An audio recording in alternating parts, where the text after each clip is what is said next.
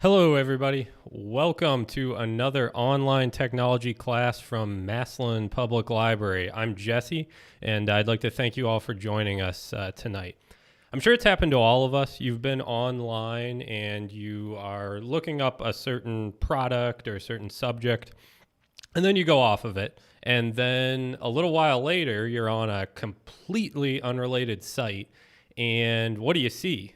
On the side of the screen, like in an ad, you see an ad for what you were looking for previously. And it's always a little bit kind of creepy, I think. It's a little disconcerting when that happens. The reason that happens is that you are being tracked, and you're being tracked by something called cookies, using something called cookies. And that is the topic of tonight's class. We're going to talk to you about cookies and browsing data and how to take control of that information so that you can be tracked less if you so desire.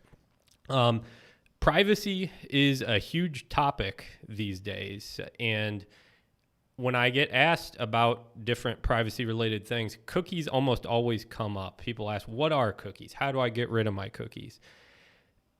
When we browse the web, we generate lots and lots of data, and that data is very valuable to advertisers and to big tech corporations. And if you're not taking steps to protect that data or to limit the tracking of that data, then that data will be tracked, and you will get situations like I described earlier, where you're like, how did they know I was looking at that? What we're going to talk about tonight, we have 4 different topics that I'm going to go through. And the first topic is going to be what cookies are. We're going to kind of define what they are and what they do. We are then going to look at other types of browsing data. So not just cookies, but there's all kinds of other data that we generate. We are then going to talk about how to clear browsing data. And finally, we will look at other important settings that you can configure so that you are a little safer when, or a little more private, I should say, when it comes to web browsing. If you have any questions during the class, feel free to let us know. You can use the YouTube chat, and I see there's a couple chats already, which is really good to see. We also have an email address, so if you want to email us, that is trainer@massillonlibrary.org, trainer@massillonlibrary.org. If you want to send us an email or send us a chat, we will be sure to look at those, and I will kind of be monitoring that and answer those questions as they come in. So without further ado, let's go ahead and get started. And the first thing that we're going to talk about is what are cookies, right? That's a good question. Cookies basically are small files that are saved to your device. So this could be either phone or a computer. Small files that are saved to your device by websites. Okay? Small files that are saved to your device by websites. So typically websites can't really do too much, as far as access your computer, but cookies were a technology that was developed to be able for sites to be able to save and store information. And it's actually really useful in a lot of situations. If you are logging into websites, so let's say you log into your email or you log into a shopping website or whatever it is, you want to be able to go back to that website and still be logged in, right? So you don't want to just have to constantly be logging in every time you do anything on a website. Cookies are used to track your login session, okay? So that's one use of cookies. Another use of cookies would be for things like settings or preferences. So if you're on a site and maybe you change the theme. So maybe it's the light theme and you want the dark theme, or maybe you want these particular colors or whatever it is. You can save your settings, and then in that session, they will be saved inside of a cookie. Another thing that you can use cookies for, or I should say that cookies are used for, is things like shopping carts. So if you are shopping on websites, and you have a cart, you're not sure if you're going to buy it, but you put it in there, and then later you say, okay, I'm going to buy it. Well, the shopping cart in the past, at least, was managed using cookies. I think there are some new ways that they handle that now and maybe don't rely on the cookies so much, but that's an example of at least how in the past cookies were used. So far, so good, right? I mean, that's all good stuff that most of us would say, yeah, like I like the ability to log into websites. I like the ability to have settings that, kind of persist when I'm on websites. The issue is that that's not all cookies are used for. Cookies are used in addition to all of these kind of benign things, kind of these benevolent things. They're also used for, I shouldn't say, it's not malevolent, but it's a little more on the shady side. They're used for tracking and advertising. That's a major use of cookies. So cookies are used to not only not so much to display ads, but to show you ads that match what you like or what you were just looking at, or things like that. And that's how we get into the situations like I described at the beginning, where you're browsing around and then you start seeing ads related to things that you were just looking at. So cookies are used for ads and for tracking.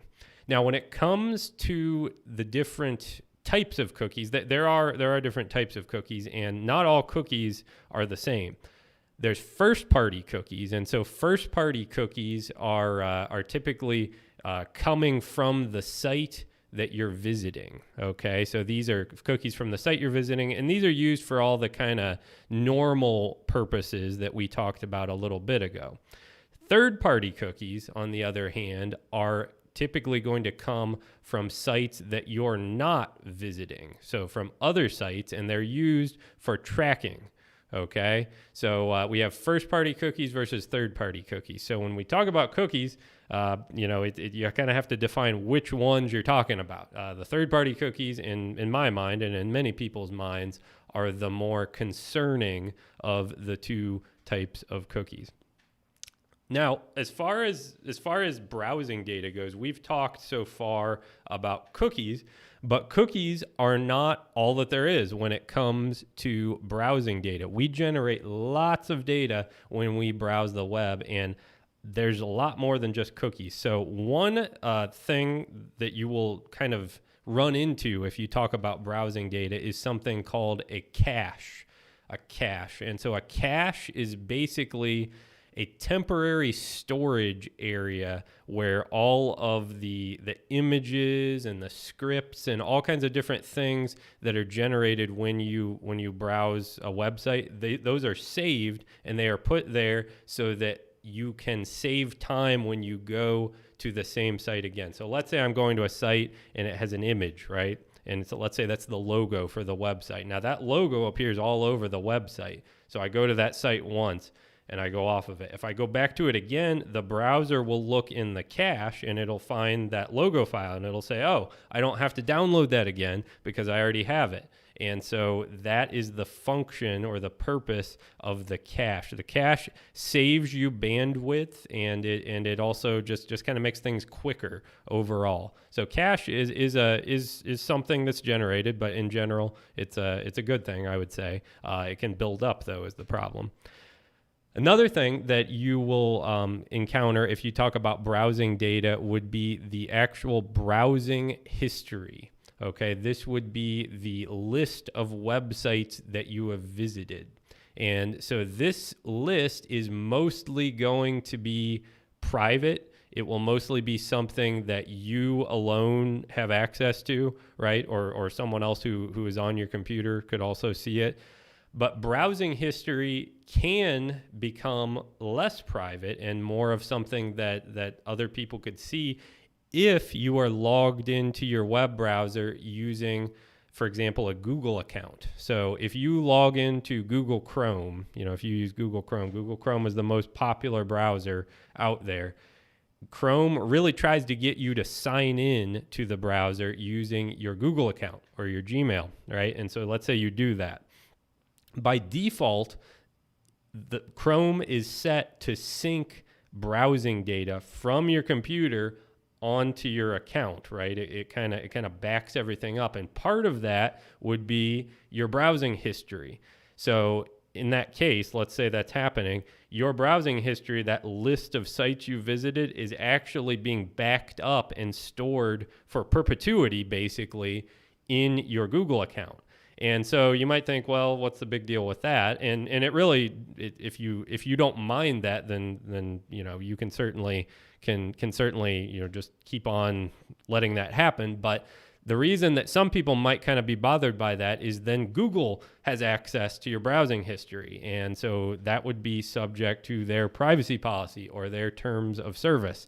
And I would be willing to bet that they use that to kind of build a dossier, so to speak, of what you like, and then they may show you ads. But you'd have to consult their privacy policy to see for sure. But that's one example of how browsing history can kind of get off of your device and get out into the internet or into an account associated with you. As far as other browsing data, we've talked about the cache, we've talked about browsing history. We also have download history. And so download history is the list of files that you have downloaded. Now, in most cases, this isn't as big of a concern or as big of a deal for a lot of people, but your browser does keep a list of all of the files that you've downloaded, and that typically would stay on the device, but it is data nonetheless that is generated.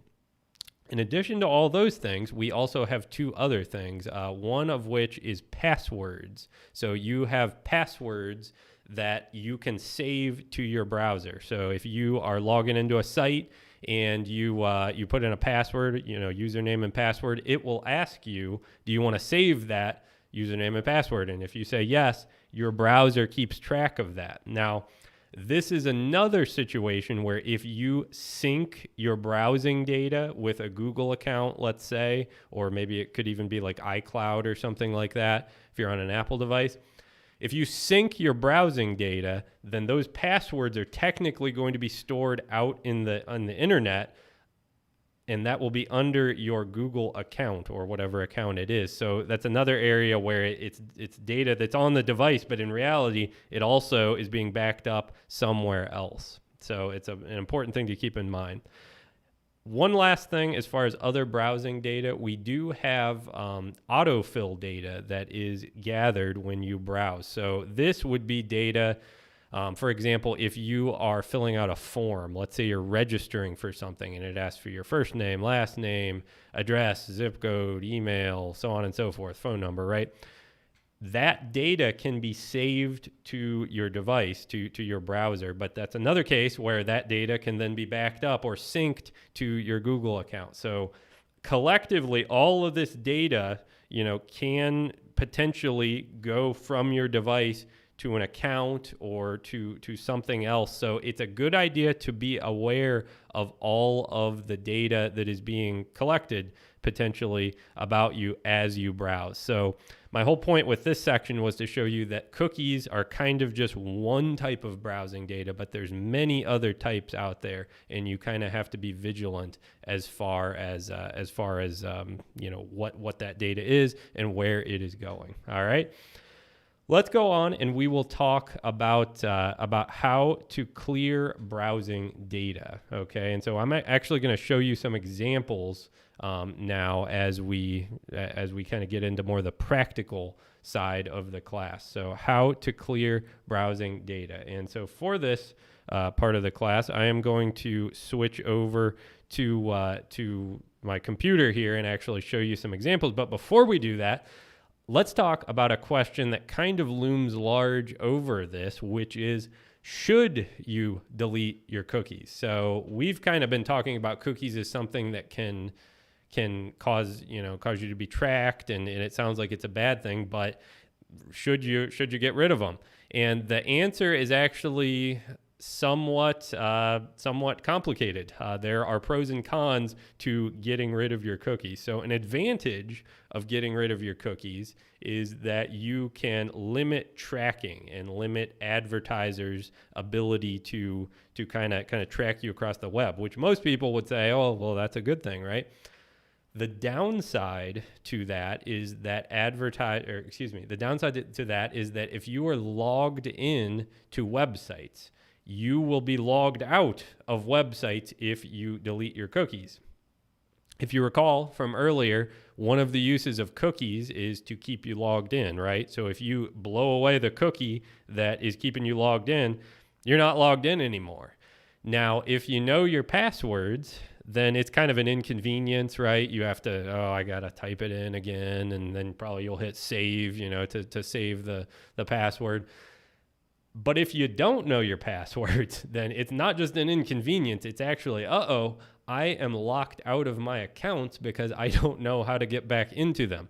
So think carefully before you delete your cookies and make sure you know how to log into sites, or at the very least that you can reset your password for those sites. So if you know how to get into your email, let's say, it's not a big deal if I forget how to log into Facebook or to Amazon if those accounts are linked to my email, right? Because I can reset the password. But if I don't know how to get into my email, that's a bad situation to be in. And I've seen lots of situations where people don't know how to log into their email, and it's like, well, I'm not really sure what we can do here. So make sure that doesn't happen to you. So before you delete your cookies, ensure that you know how to log in to websites, okay? If you want to go through with deleting your cookies, and I would generally recommend it, honestly. Like, I delete my cookies all the time. You don't have to, though, but I do recommend it. If you want to delete your cookies, I'm going to show you how, and I'm going to show you 2 examples. So I'm going to show you, both of them are going to be on the computer just for logistical purposes. I was going to try to show you something off of an iPad, but we're just going to stay with this for now. We're going to show you how to delete cookies in Google Chrome and in Mozilla Firefox. Okay, so 2 different browsers, and the process is pretty similar for both of those. So we'll go ahead and switch over to our laptop here. So you should see I have Google Chrome open. Now, to clear your cookies from Google Chrome, what you're going to want to do is go over to the top right, and there's these 3 dots. This is kind of like the main menu for Google Chrome. If you click on those, you will get a menu that kind of displays below that, and we want to go to settings, okay? So settings, it's kind of towards the bottom. Once you go to settings, you will have a sidebar. If your screen is wide enough, you'll have a sidebar. If it's not, if you're on a mobile device, you will potentially just have a list of categories, right? So we want to go to the category that says security and privacy, okay? Security and privacy. So we'll click on that. And then within security and privacy, we want to go to clear browsing data. Okay, clear browsing data. And if we click on this, we don't want to right click, we want to left click.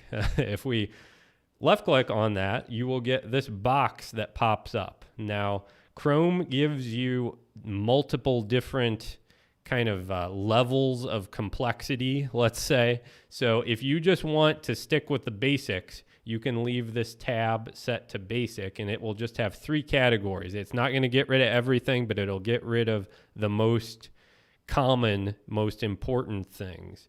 There's an advanced tab here. If you click on that, that actually gives you all these other options, and you can get really granular about what you want to delete, and if you want to just truly get rid of everything, or if you want to keep some things and delete other things. So you have that choice. I would say for most people, basic is probably enough. So we'll go back to basic. There is a time range here right beneath that. And right now it says all time, but that's actually not the default. I believe the default is last hour. So you can see you can kind of delete, given a certain time frame. Now, I typically do all time just because I don't really see the value in just deleting the last day worth of browsing data. If I'm going to delete it, I'm going to delete everything, right? So that's kind of what I do. And then I would leave all of these checked. So if you didn't want to get rid of the cookies for whatever reason, you could uncheck that. And then you're not going to get rid of cookies, but it will clear your browsing history. So that's kind of how that works. And then we can just hit clear data to clear that browsing that browsing data. So I'm going to hit clear data right there. Okay. So that is how you clear your browsing data in Google Chrome. It's really simple. Should be fairly similar on a mobile device like an Android phone. It's going to be very similar. I tested this on an iPad, and it's a little more like streamlined or simplified on there, but it's basically the same thing. You go to history, and then you go to clear browsing data. So that's how you do that on Google Chrome.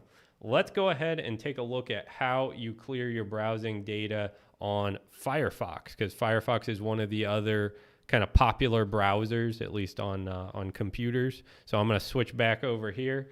And in Firefox, we can do this a couple of different ways. We will go to the menu. It's the three lines at the top right. If you click on that, there's a few different ways to get to it. You can go through history and manage history. You can also go into settings. And in settings, you want to go to privacy and security. And then if you scroll down, there's an option to clear data here. And then if I'm not mistaken, so right here, clear history. So you can do either of those, and they will bring you to somewhat of a similar place here. We have a time range just like we did, in Chrome. We can do that, and then they just kind of give you a bunch of check boxes. They don't have like a basic and an advanced, and then you can just hit OK, and then that will clear your browsing data. All right. So pretty straightforward there. Also with Mozilla Firefox. So that's how you clear your data on the top. Well, I shouldn't say the top two. Chrome is the most popular. Firefox is there in the pack, but that's how you clear your data on two very popular browsers on a computer. It is important to point out this applies to phones too. Okay, so if you are on a phone or on a tablet and you go to Google Chrome or you go to Safari, if you're on an iPhone or an iPad, those are browsers, and they do have cookies, and they do have history, and they have all of that. And you need to go into the settings for those devices to clear this stuff out. The issue, both on mobile and on desktop or on a laptop, is that this stuff kind of is invisible unless you go look for it, right? You don't see the cookies building up on your computer. You just get on the internet, but little do you know, there's tons of cookies, and the tracking that is going on is intense, right? Because there's all of this history that they can kind of draw from. So you want to kind of keep an eye on that if you're so inclined. If you say, I don't care, that's fine too. It's not necessary, but it will protect your privacy, and it will kind of stop some of that tracking from occurring. All right. That is how you clear your browsing data. So if you've never done that before, check it out after we're done with this class. Go on your phone, go on your computer, learn how to do that. And you will find that there are, in some cases, nice little shortcuts that you can use to clear data. So on a computer, a common shortcut, I would put this up on the screen, but I don't have a slide for it, but there's a shortcut, a keyboard shortcut called Control-Shift-Delete. If you are on Firefox or Chrome or Edge or another browser, that will bring up the box to delete your data very quickly. So it's Control-Shift-Delete. You kind of hold all three of those down at once. So I do that all the time. If I'm getting ready to, kind of sign off, I'm done for the day or whatever, Control-Shift-Delete, delete browsing data, close down, and then I'm good to go. So you can do this very easily if you want to do it frequently. Right. All right. Let's go ahead, and I'm going to check and see if we had any questions come in before I move on. Doesn't look like we have anything in the chat, and yeah, we do actually have an email. Yes. So we have a question about the incognito feature and how it relates to privacy, and that's a very good question. I had debated whether we were going to cover that in this class, but we're doing pretty good on time, so I think we can talk about that for a minute. So thank you for that question. So the incognito feature. So what is being referred to here? I'm going to go back to Chrome here real quick. So this is Google Chrome. So Google Chrome, if we go to the top right, the three dots. So we went to settings earlier, but up at the top, there's a little group of options for new tab, new window, and then there's one that says new incognito window. Let's see what that does. It opens up this kind of different looking window, right? And it says you've gone incognito. Incognito mode is basically a private browsing mode. It is a mode where you can browse and your cookies and your data that you generate will not be saved. So for example, let's say I'm going to go to some sites. All right, I search for Amazon. We go to Amazon, then I search for Walmart. Just trying to think of different sites we can go to. So we'll go to Walmart. Okay, and then we've generated a little bit of data, right? So I'm going to close out of this incognito window.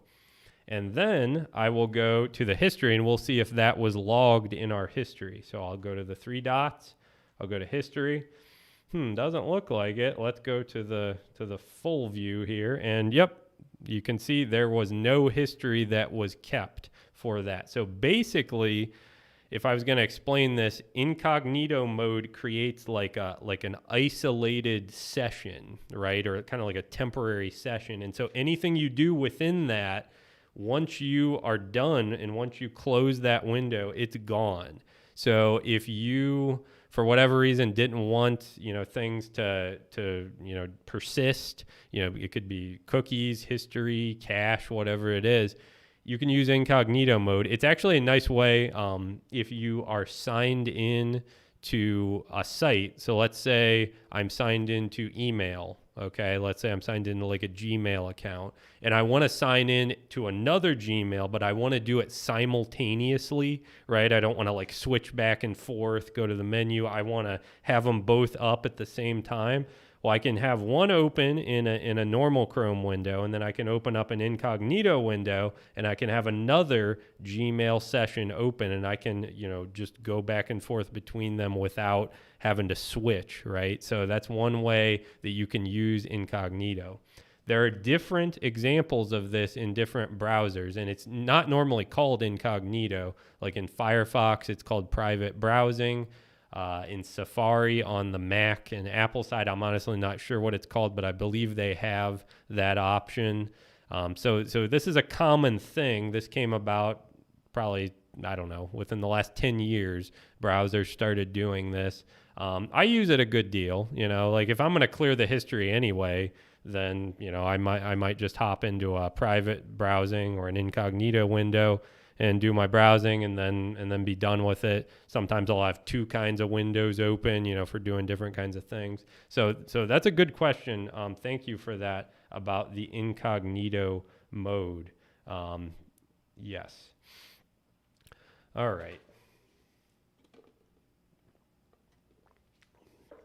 Let's go ahead and we will move on. And what I want to do, and we're kind of nearing the end, but we still have a little bit to go. I want to talk about other privacy settings in your browser. So other privacy related settings. And so I'm going to actually show you this again in Google Chrome. And we may also look at it in Firefox if we have time. But there are different settings that you can configure that will protect your privacy and either limit the collection of that browsing data or manage how it is dealt with, right? So one thing that you can do is you can block cookies. And so I'm gonna go back here to Google Chrome. So we're gonna go back into the settings. And we're going to go into security and privacy. This should be kind of getting familiar here. Instead of going to clear browsing data, let's go to cookies and other site data. Okay. This is where you can control whether cookies are even allowed to be set or not, because you can say, I don't want any cookies. Now, the downside to doing that is that if you don't have any cookies, you can't sign into any sites. You can't have any of your preferences saved on any sites. You can't really, do much of anything, honestly, aside from like read sites, which, So most people wouldn't want to block all cookies, but you can get more granular as to what cookies you allow. So remember how we talked about third-party cookies versus first-party cookies? Well, right here in the settings, you see there's allow all cookies, block third-party cookies in incognito, and I believe this one is the default. And then there's block third-party cookies just overall, even in normal windows. And then there's block all cookies. So what I typically do is I will go into this section in a browser and I will check this box to block third-party cookies. My thinking on this is that I want to still be able to log into sites, right?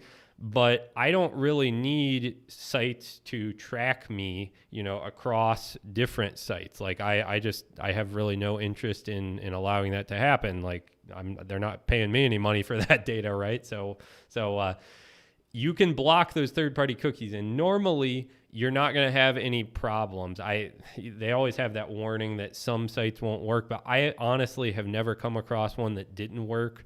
I guess it's one of those things where if you're having trouble, you could always enable third-party cookies and see if it fixes your problem. But that's something that you can do. You can also, as we talked about, I'll go back in there, you can block all cookies if you wanted to. So if there was you wanted the utmost of privacy or whatever, but you didn't really care about sites working correctly, you could do that. But I typically am just going to leave it on block third-party cookies. Another setting that you can configure in this section of Chrome, at least, is clear cookies and site data when you close all windows, right? So what this is going to do is anytime you close a window, so if I went up here and hit the X, it would automatically clear my history and my cookies and my cache and all of that kind of stuff, right? So I actually don't check that. I leave that unchecked. And the reason why is because it is really easy to kind of just accidentally close the window and then realize, I need to log back into my email. I forgot to check something. And if that setting is selected and you go back into your email, then you're signed out. You can't get back in. You have to go through that whole process. And so I just kind of choose to manage that myself manually, but you could have it done automatically if you chose. All right. Gonna switch back here. Another thing that you can do is you can send a do not track request with your browsing traffic. And so I actually typically do that. Now I'm going to show you what happens if you enable it. And this is, I believe, in Chrome. They tell you this. I'm not sure if they do this in Firefox or not. It's been a while since I've done it in there, but you can see it's saying, it has this kind of disclaimer. And basically what this is saying is that you can enable do not track, but websites don't have to respect it, right? It's just kind of this signal to other sites that, hey, I don't want to be tracked. And if a site says, hey, I don't care about that, then there's nothing you can do. This doesn't have any like permanent or it doesn't have any kind of way to enforce it, I guess is what I'm trying to say. But I do it. I figure it's nice to just be able to tell sites, hey, don't track me. And if they choose to ignore that, that's on them then, right? I did what I could. So I typically will enable do not track. To show you this in Firefox, there are different, little bit of a different look for this, but this is in the privacy and security section of Firefox. You can delete cookies and site data when Firefox is closed. You can see that there. And then the do not track signal, you can set it to always or only, when Firefox is set to block unknown trackers, which would be dependent on this stuff up here. So if we were kind of diving deep into Firefox, we could talk about the difference between these, but they're just basically different tracking protection levels or tiers, I guess you could say. So that is just a few extra privacy settings that you can configure in your web browser. Again, these apply on mobile devices as well as on computers. So go into Chrome on your tablet or phone, and depending on your device, you may have more options than others, but you'll see similar things. there in your browser for the most part. At the very least, you're going to see things about, deleting site data and probably the do not track and things like that, right? So those are some extra settings. So let's check and see if we had any other questions. And we will move on if we do not. Okay, so here's a question. Now, I recognize this guy. This is Jeff. Jeff is not with us today in person, but he's asking, what are your thoughts on Brave browser? I know they are trying to put a focus on privacy. And yeah, I'm actually glad you mentioned that, Jeff. That's a great thing to include, because I'm actually a big fan of Brave. I have been using Brave personally for about a year or so, and I like it a lot. I'll show you their website while we're talking about it. But Brave is a browser that is based on Google Chrome. Google Chrome is open source, the core of it. It's called Chromium, and then Google takes Chromium, that is kind of this open source thing that everybody can have access to, and they basically kind of customize it for their Google stuff, and then they add some things into it. But Chromium can be used by all kinds of different browsers, and Brave is an example of that. Their website is brave.com. So if we hop over here, their icon is the little lion looking guy. But you can see Brave here, and they put a big focus on privacy. So I like Brave just for that. They have a lot of things disabled by default. In fact, why don't we just download it real quick, right? We're here. We got the time. So I'm going to go ahead and install Brave real quick.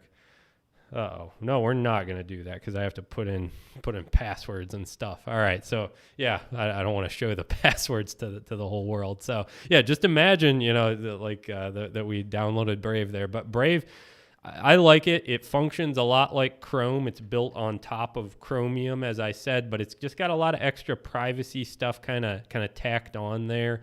Out of the box, it is more private than Google Chrome. You can make Chrome kind of more private by disabling certain things, but Brave does that for you out of the box, and then they even add some extra things in there. So yeah, I'm a big fan of Brave. I don't know, Jeff, I'm not sure if you could share your thoughts in the chat, but I think I've heard that you've used Brave before. Your name is Jeff. So yeah, maybe you could chime in there if you want. But yeah, check out Brave if you're looking for a more private browser. While we're talking about privacy and while we're talking about alternatives, instead of using Google, I use DuckDuckGo. I'll show you that. We're not being paid by any of these companies to promote them either.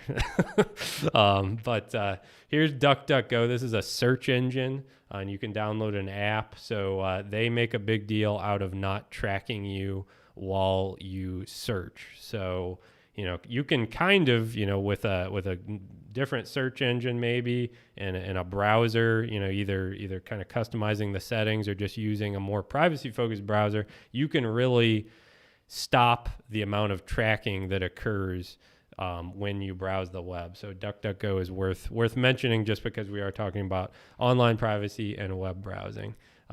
Jeff says that he is using kind of slowly switching to Brave from Chrome. So yeah, there's a couple people there who you know a little bit that are using Brave.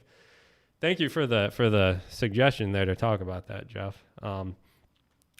We will go ahead and move on into our conclusion. So in summary, we've talked about what cookies are. We talked about other types of browsing data that exist. We've talked about how to clear browsing data. And then finally, we talked about other privacy settings. And then we got into even some other cool stuff about different browsers and different search engines that you can use.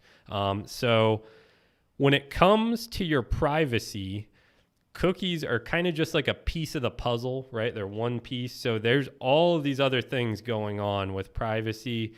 And to be honest with you, you can do a lot on your own end as far as protecting yourself from tracking. But there's a lot of tracking that goes on outside of our control. You know, if you go to a site, there are technologies that exist that can kind of, they can collect data on what you do on the site. As far as moving your mouse or tapping on things, there's all kinds of things. I don't want to get into it too much, but there's all kinds of ways that we are tracked online and on mobile devices. And honestly, it's hard to get away from all of it. You can't live in a tracking free zone, so to speak, but you can mitigate a lot of it. You would have to go to extreme lengths to eliminate all of it, but you can mitigate a lot of it by doing simple things. And what we talked about today is very simple. Just go in there, clear your cookies every once in a while. Maybe consider blocking third-party cookies. If you do things like this, you will start down the road of taking control of your privacy and keeping your data to yourself. And I think for many of us, we would view that as something that we want to do more of, because we all know we live in a world where that is not what is going on a lot of the time. So I encourage you, go home, or you're already at home. Look on your devices, look on your browser, and try to see if you can start to wrap your head around some of this stuff and just configure it the way you want. And then you will kind of have control of that data. That's going to wrap it up for tonight's class. Thank you all for joining us today. If you want to contact us after the class, or if you're watching this class after the fact, these are on YouTube after the fact, you can contact us by email or by phone, and I'm going to put those up right now. Our email is trainer@massillonlibrary.org. That's trainer@massillonlibrary.org. And our phone number is 330-832-9831, extension 344. That's 330-832-9831, extension 344. We look forward to hearing from you, and we hope that you will check us out in the future. We have some classes coming up. I believe we have one scheduled already for February. So hopefully we will see you there, and have a good evening, everybody.